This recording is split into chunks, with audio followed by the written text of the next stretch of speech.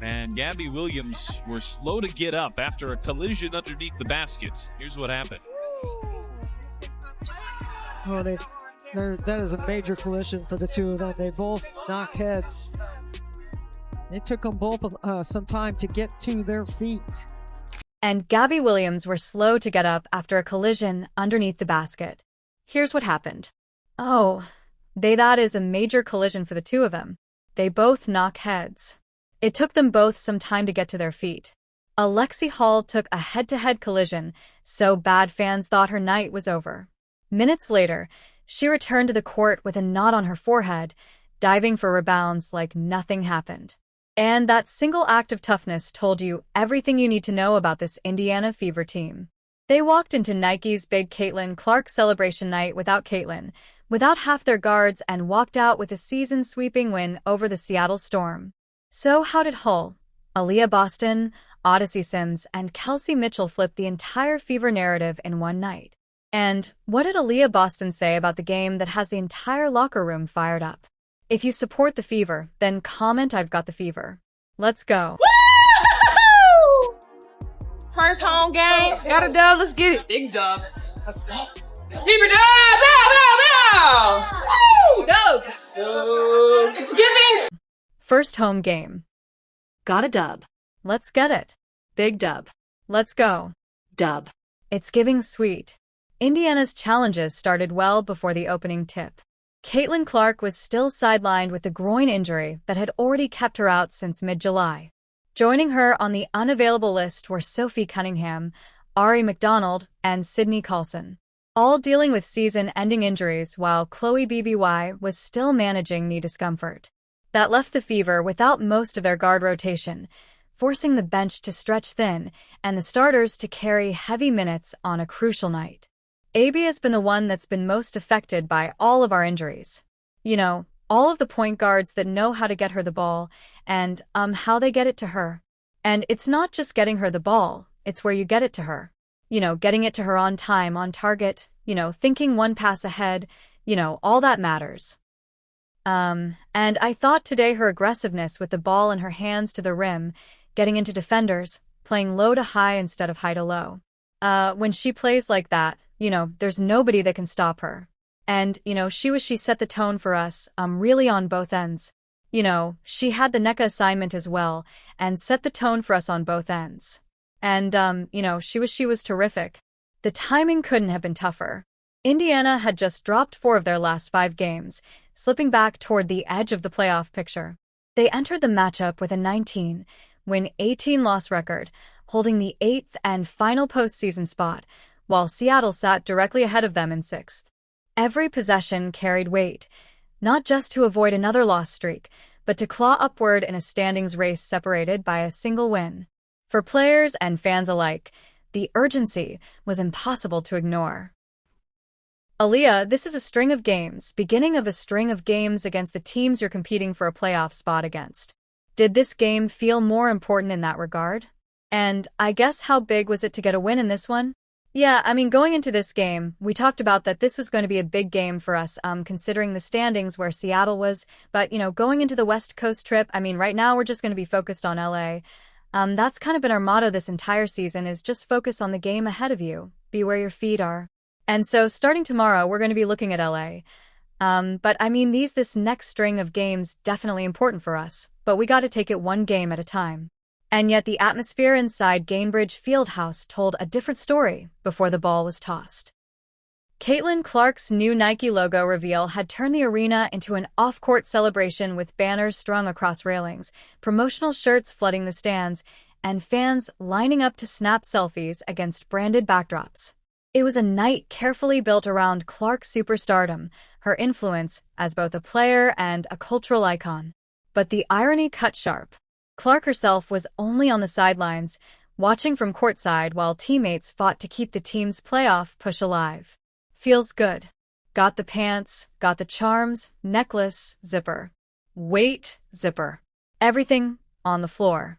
The adjustment loomed large.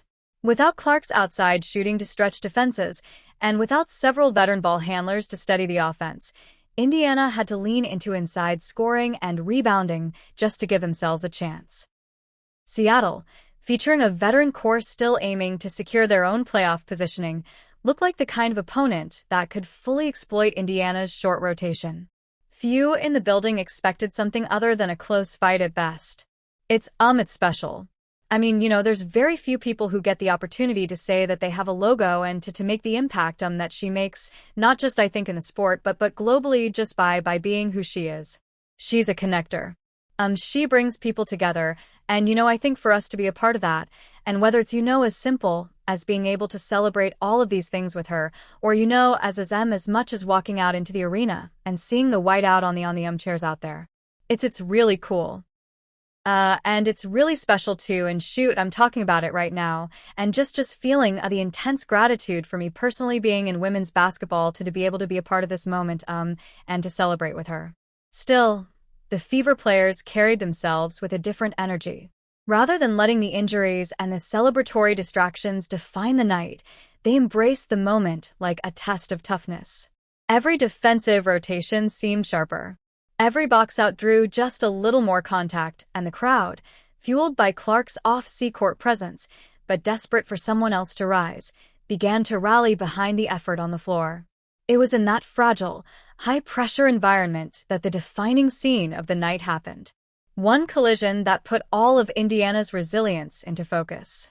And Gabby Williams was slow to get up after a collision underneath the basket. Here's what happened. That is a major collision for the two of them. They both knock heads. It took them both some time to get to their feet. It happened in the first quarter. Lexie Hull and Gabby Williams were both chasing a loose ball under the basket when their heads collided hard. The sound of heads crashing echoed in the arena, and both players hit the floor. Williams stayed on the bench, but Hull walked straight to the locker room, clutching her forehead. The cameras caught the swelling starting almost immediately. A visible bump that left people wincing at home and inside Gainbridge Fieldhouse. The crowd went quiet. Losing Hull on top of 5 other injured teammates seemed like the breaking point. Happened on that play. I didn't know exactly what happened when it happened. It was kind of just like a clash. But looking at the video, it just, Gabby and I ran into each other, unfortunate, unlucky. I think we both have knots on our heads, so we both kept playing, so that's all right. Were you pretty dazed when you... Yeah. I think it's more like what just happened. Big like collision. And you just need some time. Felt my face. Felt a growing knot. So that doesn't feel good. Fans assumed that was it for her night. There's no way someone takes a shot like that and comes back in the same game, especially when you see the knot growing on their head. And here's the thing, Hull isn't a flashy scorer, but on a depleted Indiana roster, her effort is non-negotiable. She defends the best guards, hustles for 50-50 balls, and brings the kind of energy that connects the rest of the team. Without her, Indiana would have been even more exposed on the perimeter. Everyone in the building knew it. The collective thought was simple. If she's out, how do they possibly survive? Storm basketball. Let's see how sink in the food. Minutes ticked away. Then, nearly out of nowhere, Paul reappeared and checked back in. The swelling was obvious, but she stepped on the floor with the same intensity as before. The first possession she played told you everything. She dove on the floor, going after a loose ball like nothing happened. The crowd erupted, standing to cheer for her return. What looked like an ending turned into the spark of the night. Hall herself later admitted she felt disoriented right after the hit, but she still came back and played heavy minutes. She even joked that everyone was telling her she looked beautiful despite the giant lump. Getting back on the bench, was everybody just kind of staring at your forehead directly? I knew that's yeah. Yeah. Everyone's like, you look beautiful. I'm like, I know. I look insane, but it honestly looks better now than it did when it first happened. So, hopefully this goes down quick. Did you glance up at the video board to see it? Did you look at it? No, I could see it looking out. I could see it just from my own eyes. So, I didn't need to look anywhere. I knew it was going to be big. No way. So, it's in your peripheral vision? Yes. It was literally sticking out. I mean, it's still big right here, but it was bigger, and I could see it. So, they brought it down a little. Your teammates, your coach, the GM, everybody just kind of talking about your toughness, I guess. So, there's not really a good way to ask that question, but if you could just talk to me about that toughness and where that comes from. I mean, if I can play, I can. If I feel like I can play, I can play. You know, whether or not I look good or not isn't the problem. So, yeah, I think for me, it's just the team.